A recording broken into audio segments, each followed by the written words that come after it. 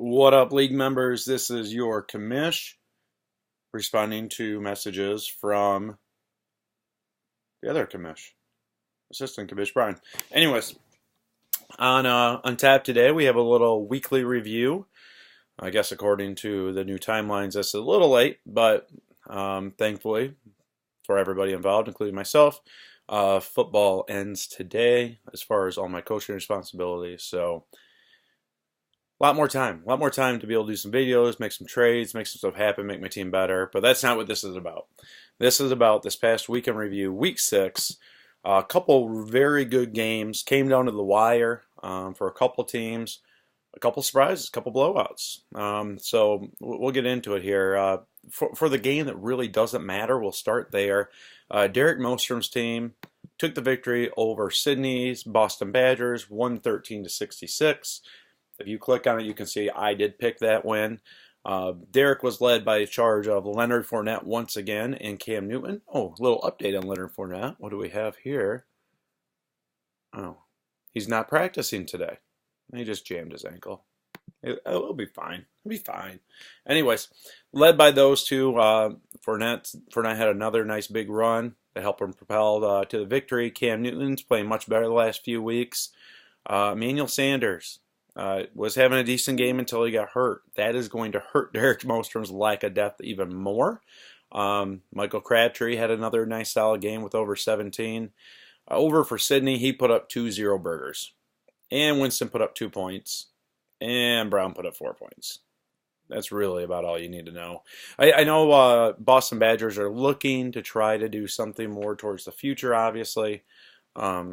I think that's a good way to go because right now, 0-6, he continues to be last place overall. Derek Mostrom, 2-4, third place within his division, 8th overall.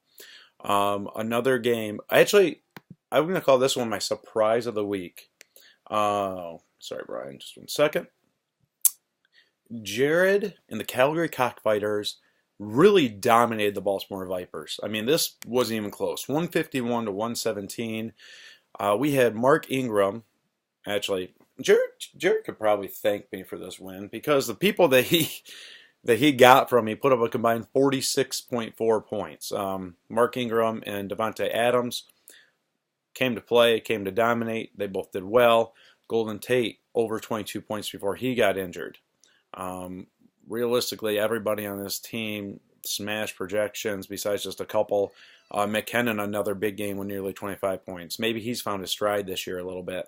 For Eric, he had disappointments from Randall Cobb, 5.8. Jordy Nelson, only 12. He started a couple of Green Bay Packers. And with Aaron Rodgers injured, that's not going to be an ideal solution. Eli Manning down to 11 points. I mean, anytime you have to start Eli Manning, it's probably also not going to be a great week based on his past performances.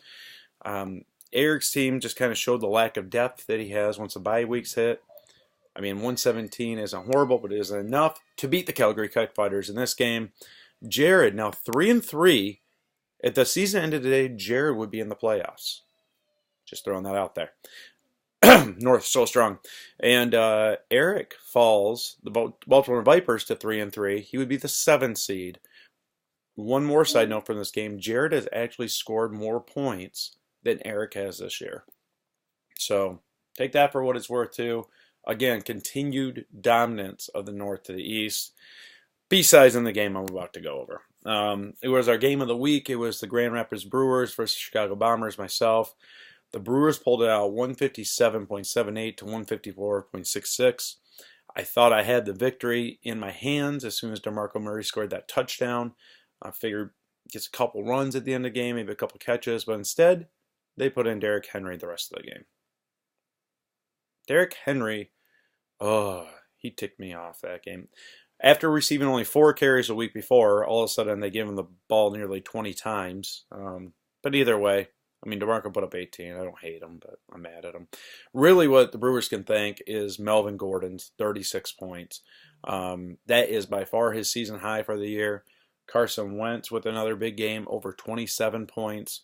Evan Ingram, after not getting a target just a week or two ago, put up nearly 20 points for him. Of course, who else were they going to throw to out in New York?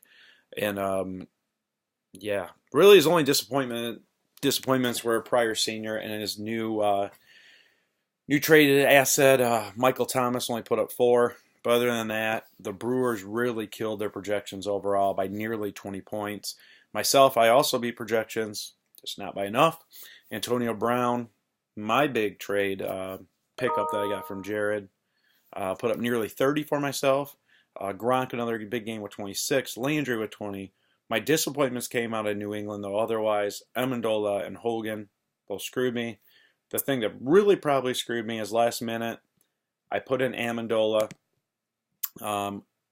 almost put in Cohen, had Hearns in initially. If I just would have put in Cohen, actually, I would have won the game. So, retrospect, bad managing, I guess, on my part. Brian moves to 5-1, third place overall. While on the other end of things, I dropped to 4-2. We both still lead our divisions. I have a feeling that we may end up seeing each other in the playoffs. We'll see how round 2 goes. All right. Midland Mastodons, 135. Hitmen, 101.94. The Hitmen have decided to officially sell completely. It was probably based on this last game. He had a lot of mediocre plays, a lot of mediocre tendencies that were happening week over week for him. Nobody was really breaking out. He had people underperforming consistently. Again this week, he was projected 131. He ended up with under projections by 30 points. I mean, you're not going to win a game when you do that generally.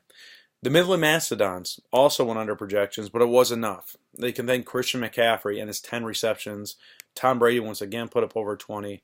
Mike Evans got that garbage time touchdown towards the end of the game. That helped him. Everything in retrospect started happening Doug's way when it needed to. Otherwise, Mike would have been right in the game. It's not like Mike could have started anybody else that would have made a big enough difference to make up for the game. So, at the end of the day, Doug moves up to second place, 5-1 overall. The Detroit Hitmen are 2-4, dropped to 9th, and they are officially in sell mode. The Hollywood Knights continued their undefeated streak over the Phoenix Gladiators, 142.92 to 118. Van Wyck, 6-0, number 1 overall, continues to just pull through week over week. This week, he didn't have a big game from Matt Ryan or Julio Jones, but he did again from Larry Fitzgerald, and Le'Veon Bell had his best game of the season. Austin Sperry-Jenkins also had a touchdown catch, almost a second.